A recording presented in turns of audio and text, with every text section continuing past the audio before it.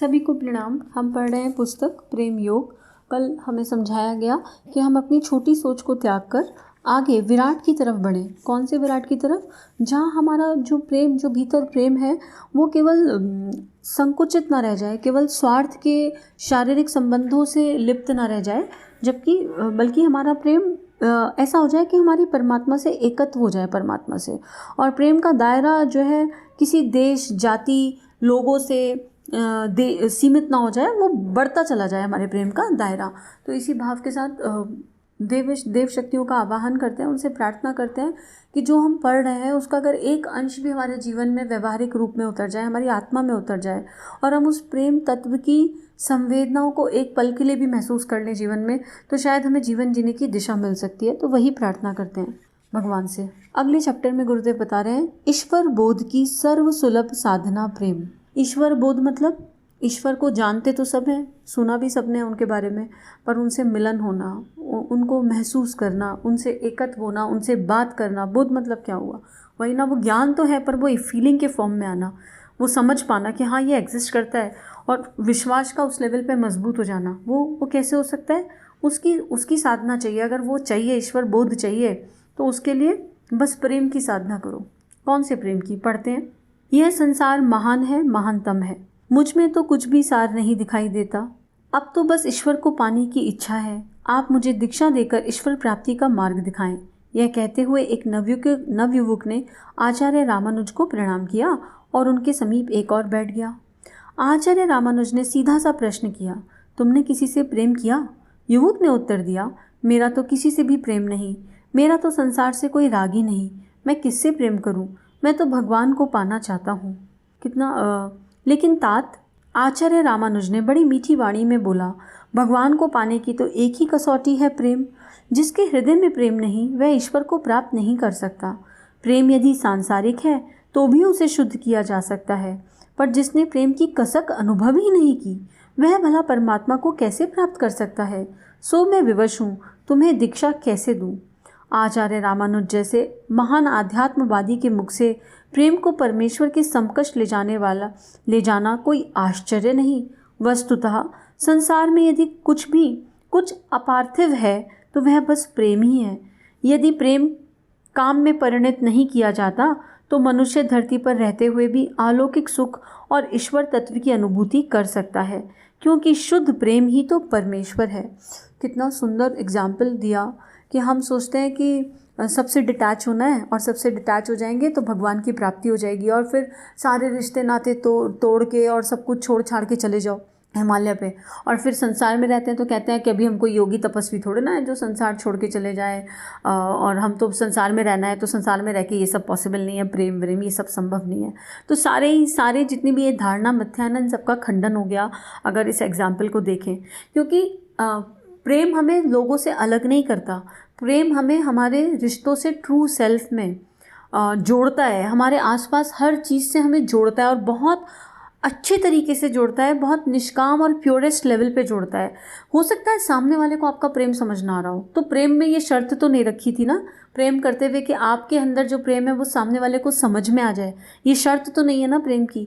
हो सकता है आपको कृपा से वो प्रेम मिल गया हो जिसमें अटैचमेंट वाली फीलिंग नहीं हो, लेकिन सामने वाले के कल्याण का भाव हमेशा हो, उसके लिए अंतःकरण से प्रार्थना निकलती हो, ये हो सकती है पॉसिबिलिटी।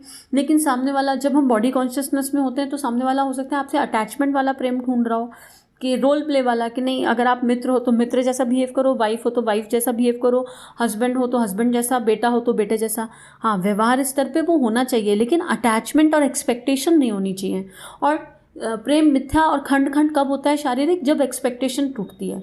अब मान लो मैं माँ हूँ और मैंने अपने बेटे के प्रति सारे कर्तव्य निभाए, सारी जिम्मेदारियां निभाई, लेकिन सूक्ष्म में कुछ अपेक्षाएं उससे रखी हैं। तो जब तक बेटा बड़ा नहीं हो रहा और उन अपेक्षाओं को पूरा करने लायक नहीं हो रहा, तब तक तो कोई दिक्कत नहीं है, प्रेम चल रहा है, बहुत हैप्पी मोमेंट्स हैं। लेकिन जिस दिन वो अपेक्षाएं अगर कभी गलती भगवान ना करे वो टूट जाती है, मान लो बच्चा नहीं कर रहा जो आपने सोचा है, तो उस दिन वो प्रेम अगर आपका हिल गया, खंड हो गया, तो वो एक्चुअली प्रेम नहीं था। तो यही बता रहे हैं कि प्रेम होना आवश्यक है, और अगर मन में सांसारिक प्रेम है ना तो उसको शिफ्ट किया जा सकता है भगवान के प्रति, क्योंकि सांसारिक प्रेम में कोई बुराई नहीं है, उसमें केवल एक ही प्रॉब्लम होती है कि उसमें देने का भाव नहीं होता, उसमें अधिकारों की इच्छा और एक्सपेक्टेशन होती है, बस अधिकार से कर्तव्य की ओर शिफ्ट करना है और विदाउट एक्सपेक्टेशन सांसारिक प्रेम करना है। तो उसमें तो वो प्रेम अपने आप शुद्धता की ओर बढ़ने लगेगा, step by step slowly slowly अपने आप बढ़ने लगेगा। सांसारिक प्रेम में यही तो है। और दूसरा एक पैरामीटर ये है कि जो संसारिक प्रेम है उसको हमने काम में परिणत कर दिया, उसको हमने वासना में कन्वर्ट कर दिया, वो चाहे किसी भी रिश्ते में हो, बॉडी कॉन्शियसनेस नहीं बट हर लेवल पे जो है हमने उसमें कन्वर्ट कर दिया। तो वो अलौकिक प्रेम जो प्योरेस्ट फॉर्म था वो फिर से जो है बंधनों का कारण बन गया और हमें फिर बंधन महसूस होता है, हमें घुटन महसूस होती है। अगर मान लो आप किसी से कुछ एक्सपेक्ट कर रहे हो, सामने वाला आपके अनुरूप काम नहीं कर रहा, तो आप इरिटेट हो जाते हैं, हम तुरंत इरिटेट हो जाते हैं। अभी कोई रिमोट कंट्रोल थोड़ी ना है कि आप जैसा चाहो, आपने दबाया, आपने बोला उठो तो उठो और आपने बोला सामने वाला बैठे तो बैठे, ऐसा तो नहीं हो सकता। लेकिन कहीं ना कहीं हम चाह रहे होते हैं, कंट्रोल करना चाह रहे होते हैं अपने हर रिश्ते को, और जो रिश्ता कंट्रोल नहीं होता हम सोचते हैं रिश्ता बेकार है, उसके बारे में हम 100 धारणा बना लेते हैं। तो इन धारणाओं से बाहर आना है, क्योंकि अगर हम उनसे बाहर आ जाएं तो ईश्वर का अनुभव होना मुश्किल नहीं है। और प्रेम एक्चुअली परमेश्वर है, प्रेम ही परमेश्वर है। अभी भगवान ने हमें अगर इस दुनिया में भेजा है तो कुछ अच्छा काम करने भेजा है ना। और क्यों हमारी स्मृति भंग है, हमें क्यों याद नहीं है कि प्रेम ही परमेश्वर है? कि अगर सब कुछ याद होता तो फिर ये लीला चलती कहाँ, हम सब बोर हो जाते बहुत लाइफ में, मोनोटोनस हो जाती लाइफ, फिर हमें मज़ा नहीं आता। तो और बोरियत तो भगवान हमें दे नहीं सकते, हमारे माता पिता, मतलब अगर इसको हल्के स्तर पे लेने समझने की कोशिश करें। अभी यहाँ पे कितने सारे, शबरी का एग्जाम्पल ले लीजिए, प्रेम और भक्ति की पराकाष्ठा थी। हनुमान बाबा का एग्जाम्पल ले लीजिए, राम जी के लिए कितना अनन्य प्रेम, अनन्य भक्ति थी। तो यहाँ पे गुरुदेव आगे लिख रहे हैं, मैं तो प्रेम दीवानी कहकर मीरा नाचती थी। माँ मीरा के प्रेम की पराकाष्ठा तो कुछ और ही है, गुरुदेव उसके बारे में बात कर रहे हैं। वहाँ कोई शरीरधारी तो होता नहीं था, पर उस प्रेम की प्राण सत्ता में ही उसे परमेश्वर की झांकी मिलती थी। मीरा की सखियाँ पूछती, मीरा तू बावरी हुई है, अपना सब कुछ छोड़कर भटक रही है, ऐसा निष्ठुर है तेरा भगवान कि वह तो कभी तेरे पास आता भी नहीं। सखी के इतना कहने पर मीरा जी नाराज़ होकर कहती, सखीरी मेरे संग संग नाचे गोपाल। सखियाँ नहीं जानती थी, पर मीरा जानती थी कि उस दिव्य प्रेम की डोर से ही उस अविनाशी सत्या को बांधे हुए है। भगवान उसके प्रेम से ही ओतप्रोत होकर उसके आसपास चक्कर काटते हैं। माँ मीरा जैसे नाचती थी वैसे ही भगवान उनके हाथों नाचते थे। और ये अनुभूति और श्रद्धा और विश्वास की बात है। माँ को वो अनुभूति हो रही थी मीरा जी को, ऐसे ही थोड़ा ना बावरी हुई जा रही थी, उन्हें फील हो रहा था कि उनके आसपास कोई दिव्य प्रकाश है। और प्रकाश क्या, उनको दिखते थे, उनको दिखते होंगे निश्चित रूप से गोपाल जी, जिस भी स्वरूप में माँ मीरा ने उनको ध्याया दिखते ही होंगे। अब ठाकुर को माँ काली दिखती थी ना, जब ठाकुर उनके बेटे थे तो माँ काली माँ का रोल पूरी तरह निभाती थी। तो ऐसा होता है एक्सपीरियंशियल लेवल पे, जब साधना बढ़ जाती है। साधना मतलब यहाँ जब तब माला और कर्मकांड की बात नहीं हो रही, साधना मतलब अवेयरनेस। जब वो प्रेम भीतर से जागता है और धीरे धीरे बढ़ते हैं तो ऐसा सब चीज़ें बहुत नॉर्मल है और बहुत अच्छी घटित होती हैं और समाज को समझ नहीं आता। मीरा जी जिस समय रही तो उन्होंने कितने कष्ट सहे, आसपास वाले तो उन्हें पागल ही बोल रहे थे ना, उनको किसी को समझ नहीं आ रहा कि उनके साथ क्या घटित हो रहा है। सबको लगने लगा था बौरा आ गई है। लेकिन जब वही चेतना उस मूर्ति में, जिसे हम लोग मूर्ति कहते हैं, एक्चुअली वो मूर्ति नहीं थी, वो तो स्वयं भगवान श्री कृष्ण का, योगेश्वर का स्वरूप था, जब वो उसमें विलीन हो गई तो लोगों को समझ में आया कि क्या दिव्य चेतना हमारे बीच में थी, जो भगवान का मीरा का नाम लेते लेते, उस परमात्मा का नाम लेते लेते उसमें विलीन हो गई। तो यात्रा शुरू तो करें, कहीं से तो पहला कदम उठाएं, अपने आप सब कुछ अपने आप सध जाएगा। मान ही लें कि हम प्रेम की ऊर्जा से बने हुए हैं और अब हमें प्रेम सीखने के लिए चलते चलना है। जैसे ही मन में किसी के लिए कोई रोष आए, तुरंत अपने आप को बताओ कि अगर प्रेम होगा तो, प्रेम होता तो यहाँ क्या करता, सच्चे प्रेम का भाव क्या करता। किसी के लिए कोई एक्सपेक्टेशन मन में आ जाए किसी से, तो तुरंत अपने आप को बताओ प्रेम मतलब 0 एक्सपेक्टेशन। और कभी भी किसी के प्रति कुछ करना है, कर्तव्य कर्म, तो कर्तव्य कर्म करते हुए बदले में कुछ ना पाने की इच्छा। अपने आप को बताओ कि हमारी जिम्मेदारी है जो हम कर रहे हैं, हमारा कर्तव्य है जो हम कर रहे हैं और हमें निष्काम भाव से करना है। ये अवेयरनेस के साथ धीरे धीरे वो प्रेम भाव अपने आप जाग सकता है। आगे लिख रहे हैं, संसार में प्रेम ही सच्चा अध्यात्म है, प्रेम ही अविनाशी है, प्रेम ही परमार्थ है। धन की आवश्यकता संसारिकों को होती है, तो भी स्त्री पुरुष भी स्वार्थ, सहयोग और सेवा प्राप्ति की अनेक कामनाओं से प्रेरित होकर बनाए जाते हैं। पर प्रेम तो इन सब प्रतिबंधों की अवहेलना है। संसार में एक ही तत्व है, प्रेम। हम लोगों के साथ एक चीज़ होती है, गुरुदेव की इन सेंटेंस से याद आया कि हम सोचते हैं कि प्रेम है तो उस संबंध का कोई नाम भी होगा।